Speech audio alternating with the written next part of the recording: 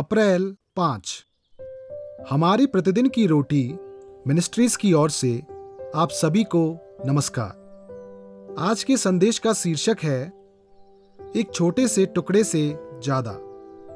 Marvin Williams की ओर से। आज के पवित्र शास्त्र का भाग मत्ती अध्याय 16 21 से 28 वचन तक। उस समय से यीशु अपने चेलों को बताने लगा, अवश्य है कि मैं यरूशलेम को जाऊं और पुरनियों और प्रधान याजकों और शास्त्रियों के हाथ से बहुत दुख उठाऊं और मार डाला जाऊं और तीसरे दिन जी उठूं।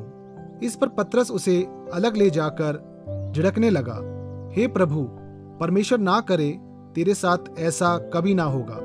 उसने मुड़कर पतरस से कहा, हे शैतान, मेरे सामने से दूर हो, तू मेरे लिए ठोकर का कारण है, क्योंकि तू परमेश्वर की बातों पर नहीं परंतु मनुष्यों की बातों पर मन लगाता है।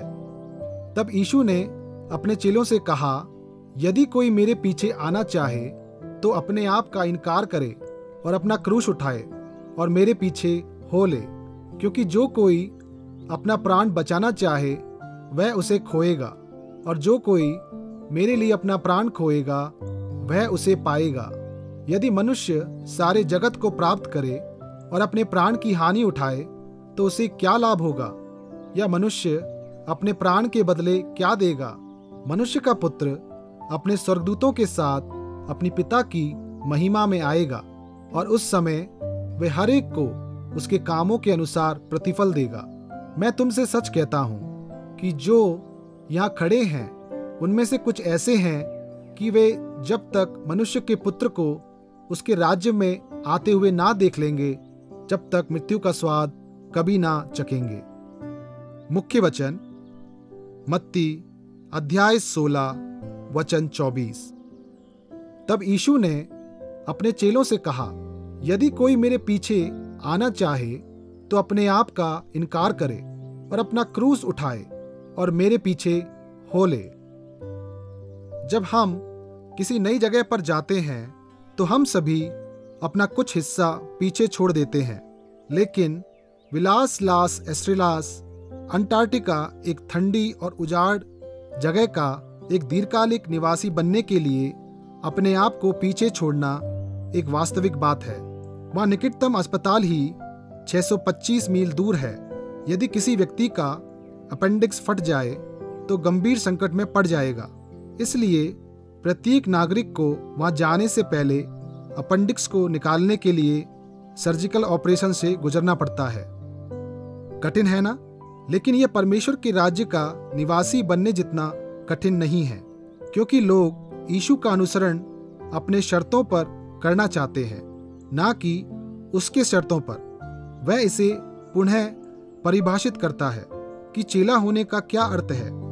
उसने कहा, जो कोई मेरा चेला बनना चाहे वह अपने आप से इनकार करे और अपना क्रूस उठाकर मेरे पीछे हो ले।